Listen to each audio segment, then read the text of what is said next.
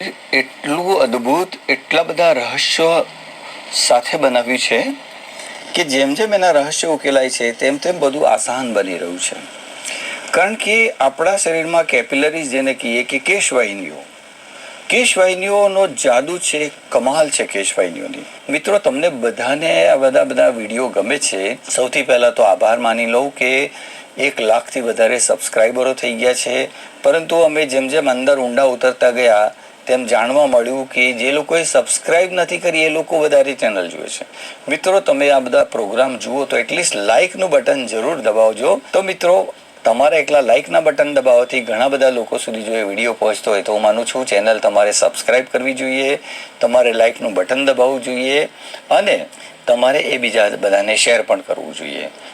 મિત્રો, આપણા શરીરની અંદર કેપિલરીઝ જેને કહેવાય, કેશવાહિનીઓ જેને કહેવાય, એ 2,000 કરોડ છે. સાંભળો, હવે એનો ઉપયોગ ક્યાં કરવાનો છે? આપણા શરીરમાં ભગવાને આપણને 2 કાન આપ્યા છે, 2 આંખો આપી છે, નાક આપ્યા છે, 2 જડબા આપ્યા છે, 2 મગજ આપ્યા છે, 2 હાથ આપ્યા છે, 2 પગ આપ્યા છે, 2 શુક્રપિંડો આપ્યા છે, 2 ફેફસા આપ્યા છે. મિત્રો, કપલ સ્વરૂપમાં છે. એટલે સમજો, સંજોગોવશાત કોઈ પણ અકસ્માત થાય તો એક જે 2માંથી એક વસ્તુ સુરક્ષિત રહે તો આપણું આખી જિંદગી ચાલી શકે છે. આપણને ખબર છે કે એક કિડની બગડી હોય તો બીજી કિડનીના સહારા પર આખી જિંદગી લોકો ખેંચી નાખે છે. 80-90 વર્ષ સુધી જીવે છે, કિડની આપનારો પણ ને કિડની લેનારો પણ.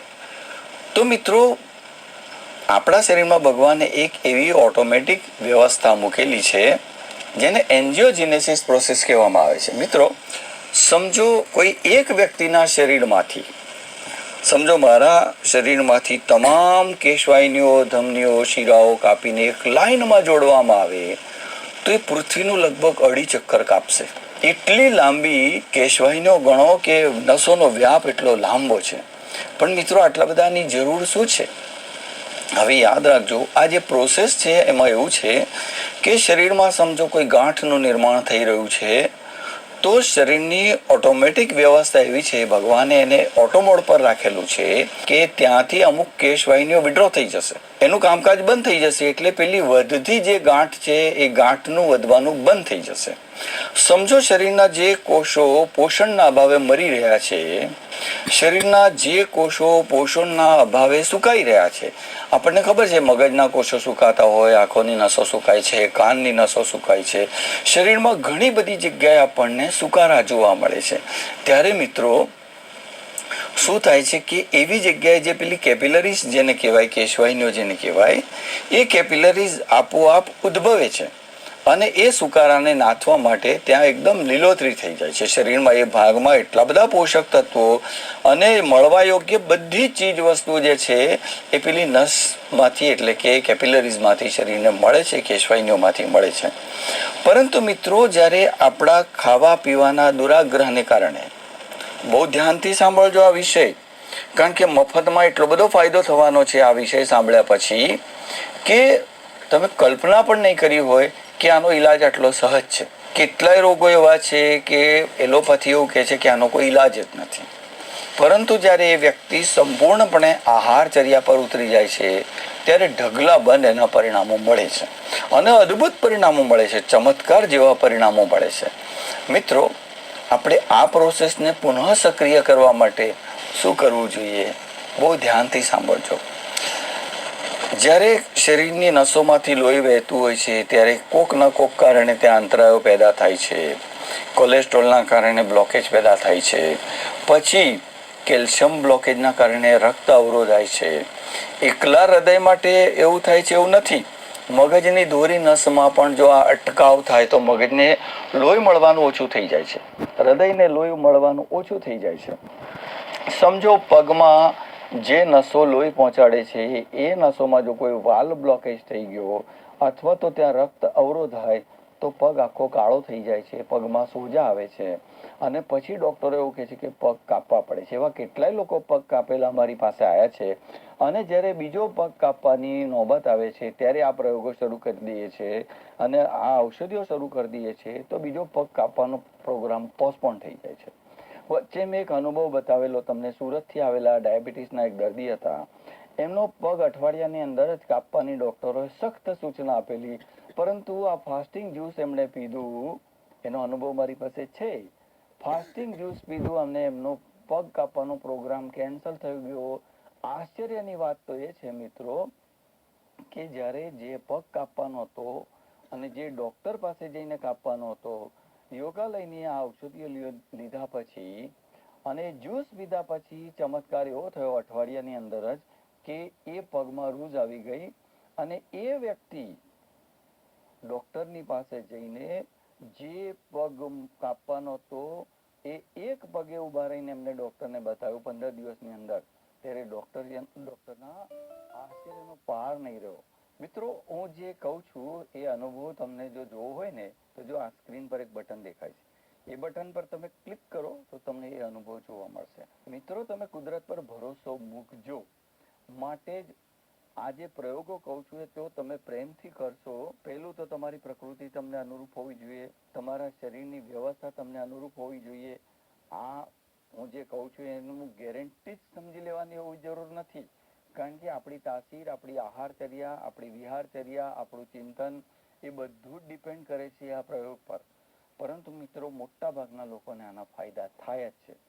એક સિમ્પલ પ્રયોગ કહું છું, એ પ્રયોગ કરશો તો તમારા શરીરમાં આ ઓટોમેટિક વ્યવસ્થા છે, એન્જિયોજિનેસિસ પ્રોસેસ જે છે એ આપોઆપ શરૂ થઈ જશે. જ્યાં ગાંઠનું નિર્માણ થઈ રહ્યું છે ત્યાંથી આ કેપિલરીઝ વિથડ્રો થઈ જશે, ગાંઠ બનવાનું બંધ થઈ જશે. અને જ્યાં કોઈ પણ જગ્યાએ નસો અવરોધાય છે, નસોનું સ્વાસ્થ્ય જોખમાયું છે, તો એ બધા પ્રયોગમાં નાઇટ્રિક ઓક્સાઇડનું મૂલ્ય ખૂબ મોટો હોય છે મિત્રો.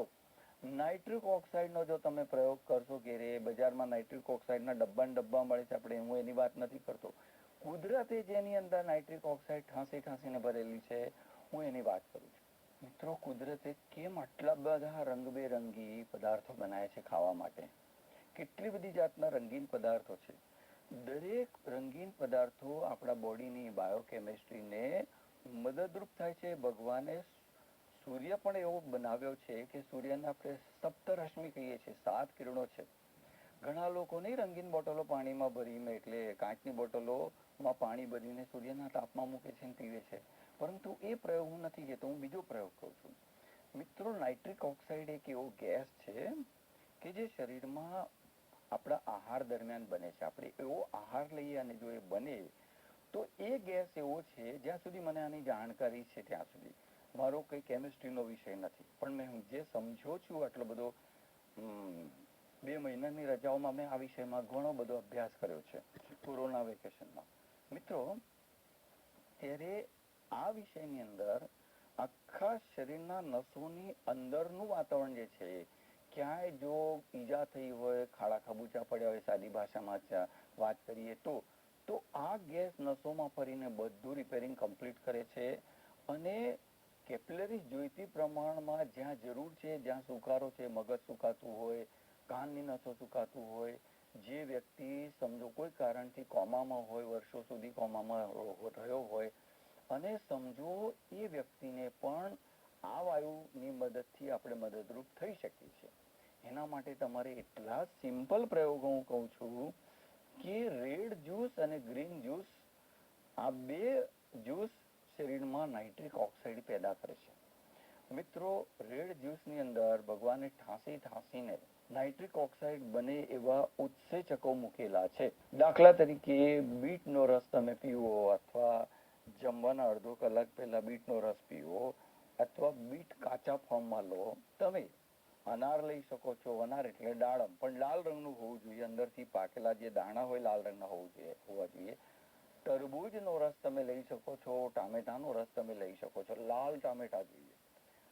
ભોજનના અડધો કલાક પહેલા રોજ એટલીસ્ટ 1 ઋતુકાળ તમે લો. આયુર્વેદ પ્રમાણે 1 ઋતુકાળ 90 દિવસનો હોય છે. તમે 3 મહિના સુધી આનું સેવન કરો, પરંતુ બને ત્યાં સુધી ઓર્ગેનિક લેજો. અને ગ્રીન જ્યુસની અંદર તમે પાલકનો ઉપયોગ કરી શકો છો. પાલક છે, ફુલેવારની ભાજીના પત્તા છે. ફુલેવારની ભાજીના પત્તા તો 15 દિવસમાં તમારું હિમોગ્લોબિન પણ નોર્મલ કરી દેશે. કેલ્શિયમ લેવલ અને આયર્ન લેવલ પણ તમારું નોર્મલ કરી દેશે. લીલા ધાણા છે, લીલા રંગની કોઈ પણ શાકભાજીના પત્તા છે, એનો જ્યુસ તમે ભોજનના અડધો કલાક પહેલાં લેજો, ત્યારે એટલા સરસ મજાના રિઝલ્ટ્સ મળશે કે શરીર એ ઉત્સેચકોની મદદથી નાઇટ્રિક ઓક્સાઇડ બનાવશે. આપણે એવા બધા પદાર્થોને અડતા જ નથી. દાખલા તરીકે શિમલા મરચું તમને જો 3 રંગોમાં મળે છે, પીળું મળે છે, લાલ મળે છે, લીલું મળે છે. આપણે એને જોવા સુદ્ધાની પણ તસદી નથી કરતા. લારીમાં જો એ મળતું હોય તો એનો ભાવ સુદ્ધા નથી પૂછ્યો. મિત્રો, આવનારા વિડીયોમાં હું આ શિમલા મરચાંનો પણ ઉપયોગ બતાવવાનો છું. અને 2 પ્રકારના ફુલેવાર છે. ફુલેવાર એમાં પણ ભગવાને ગજબની જાદુ કરેલી છે. કેમ આટલા ડ્યુઅલ કલર બનાવે છે, મલ્ટિપલ કલર બનાવે છે. મિત્રો, એનો ઉપયોગ કરો. ચામડીના રોગથી બચવું હોય તો આપણે કેવો જાંબલી રંગના પદાર્થોનો ઉપયોગ કરીએ છીએ, કારણ કે જાંબલી રંગના પદાર્થો સૂર્યમાંથી એવા જ કિરણો શોષે છે કે જે આપણને ઉપયોગી હોય. લાલ રંગના પદાર્થો એવા જ કિરણો શોષે છે સૂર્યમાંથી કે જે આપણને અત્યંત ઉપયોગી હોય. માટે મિત્રો, આ 2 પ્રકારના જ્યુસનો ઉપયોગ તમે કરજો તો નાઇટ્રિક ઓક્સાઇડ તમને મળશે, નેચરલ મળશે. બિંદાસ શાંતિથી જ્યુસ બનાવ્યા પછી 3 મિનિટની અંદર એ તમારા પેટમાં તમે પધરાવી દેવાનું છે. એવું નહીં કે મૂકી રાખો, કલાકો સુધી ફ્રીજમાં મૂકી રાખો, સવારે બનાવેલું સાંજે ચલાવો, એવું નહીં ચાલશે. માટે નાઇટ્રિક ઓક્સાઇડ માટે તમને લાલ અને લીલા રંગની વસ્તુઓ પર ભાર મૂકવાનો છે. બને ત્યાં સુધી કાચી જ વસ્તુ પર, એટલે નેચરલ. હવે દાડમનો રસ તમે નેચરલ બનાવી શકો, પણ તમે દાડમને બાફો એટલે વિષય પૂરો થઈ ગયો એનો. એટલે એ રીતનું પાલકમાં પણ બાફેલો પાલક નથી લેવાનો, એનું ધ્યાન રાખજો. મિત્રો, ક્યાં કટવાઓ તો ફોન કરજો, પૂછજો.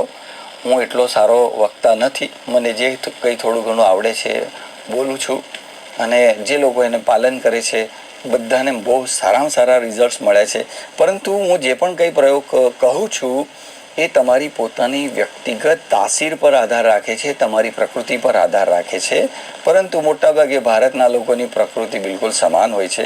પરંતુ એકલા બટાકા જ તમે ખાયા કરો, બટાટા ખા કરો અને શરીરને એ રીતે બીમાર પાડ્યું તો તમારી પ્રકૃતિ એકદમ જુદા કિસ્મની થઈ જશે. તમને તરત જ કોઈ તત્વો મદદરૂપ નથી બનવાના. કેટલાય લોકો એવા છે કે રોટલી સિવાય કંઈ ખાતા જ નથી, જ્યારે અમે અહીંયા ઘઉંનો તો વિરોધ કરીએ છીએ. અસ્તુ મિત્રો,